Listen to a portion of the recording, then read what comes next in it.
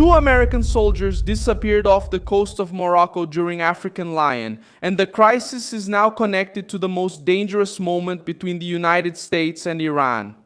This Tuesday, May 5, 2026, the case gained traction because the soldiers disappeared near the Capidra training area, close to Tantan, while Washington was also moving forward with Project Liberty in the Strait of Hormuz.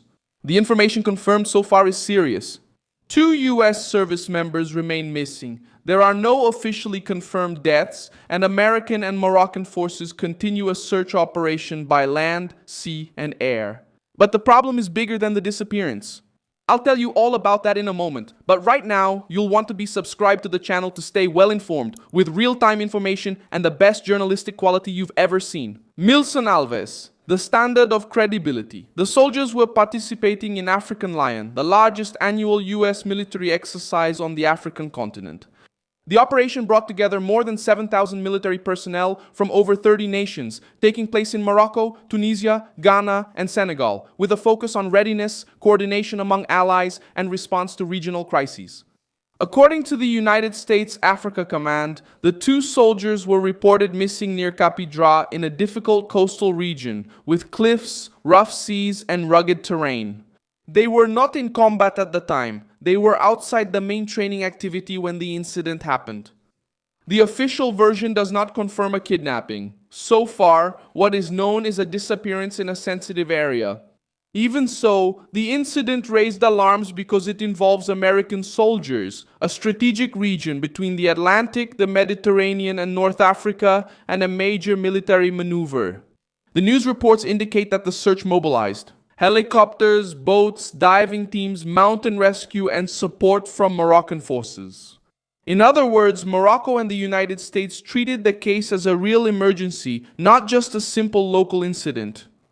The explosive point lies in the timing. While the two soldiers were being searched for in Morocco, Trump was speeding up a tough response in the Gulf.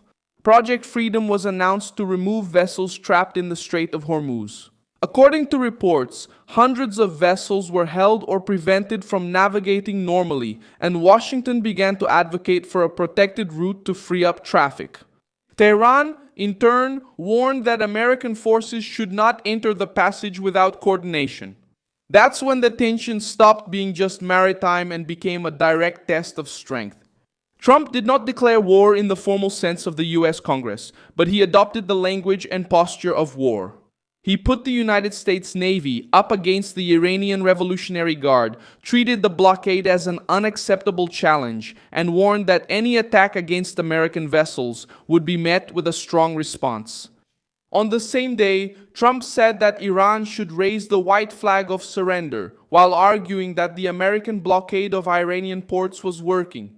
The statement was not just a provocation, it was a message of maximum pressure in a crisis that had already been building, with attacks, seizures, and threats piling up. So far, there is no confirmation of the death of the two soldiers missing in Morocco. What there is an intense search and an investigation into how they disappeared. Some reports claim that they may have fallen into the ocean during a walk near the cliffs. Others describe a rescue attempt in the midst of rough seas. The absence of a definitive confirmation has left room for speculation, but the most reliable fact is this: two American soldiers have disappeared and the rescue operation is ongoing. The question that comes now is simple. Why does this case bother Washington so much? Why? It happens at a time when the United States is shifting military tension to the Middle East, pressuring Iran, and testing allies in North Africa. African Lion is not military tourism. It's a maneuver designed to prepare forces in areas of instability, train for rapid response, and show the American presence in regions where Russia, China, and Iran are also seeking influence.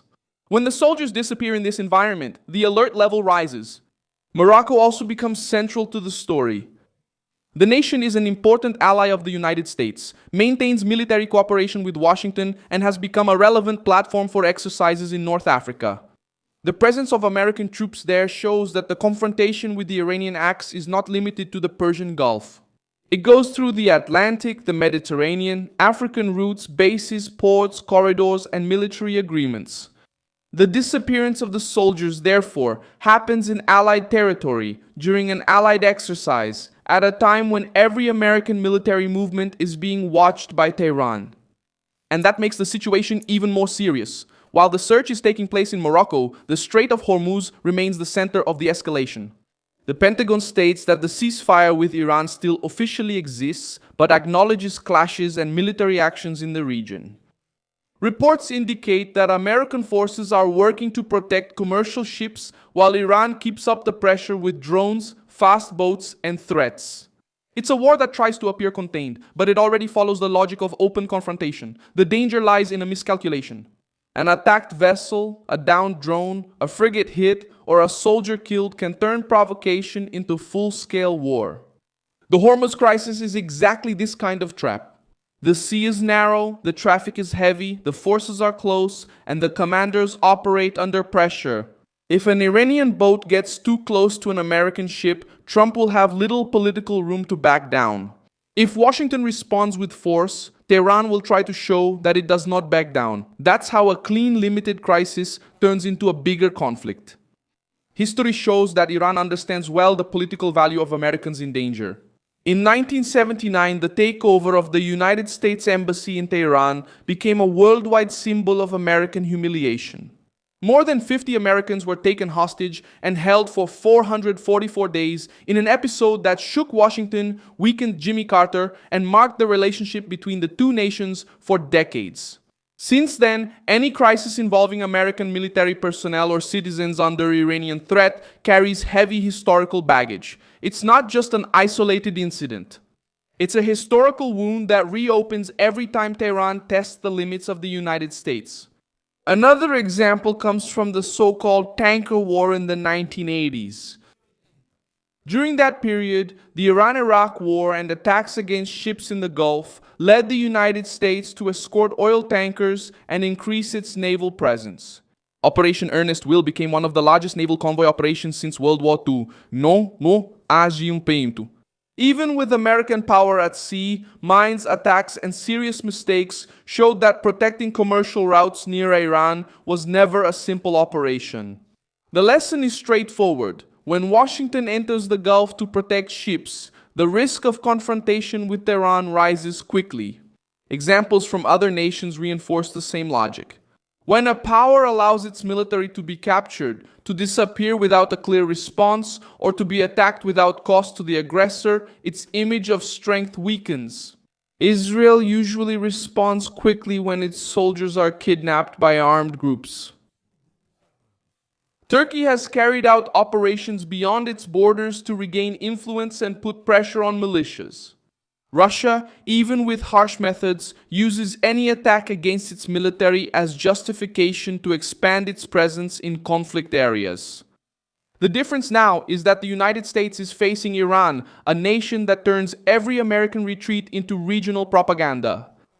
The White House knows that its enemies are watching everything. If the United States seems to hesitate in North Africa, Tehran takes note. If they seem to hesitate in Hormuz, the Revolutionary Guard advances. If they seem divided internally, allies and rivals recalculate their moves. The next stage should take place on three fronts. The first is the search for the missing soldiers, with pressure on Morocco and the American command to provide quick answers.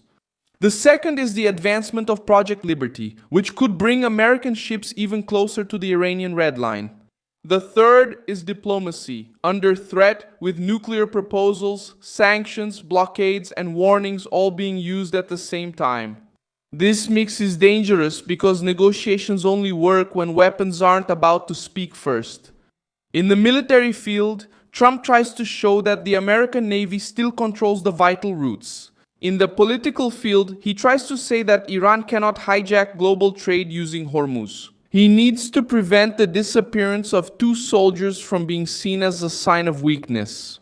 The situation remains unresolved. If the soldiers are found alive, Trump gets some relief in North Africa, but the crisis with Iran continues at sea. If they are found dead, the political pressure increases. If any sign of hostile action emerges, an actual kidnapping or involvement of an Iran-aligned network, the American response could shift from a naval operation to a direct offensive. For now, the concrete fact is that the United States is searching for 2 missing soldiers and at the same time is deploying its naval force to challenge the Iranian blockade in Hormuz. I'm Milson Alves, an international affairs specialist, and my purpose is to keep you truthfully informed every day. The news links are in the video description. Leave a like on this video, subscribe to the channel, and at the end, check out the comments so you can be even more engaged with the Milson Alves community.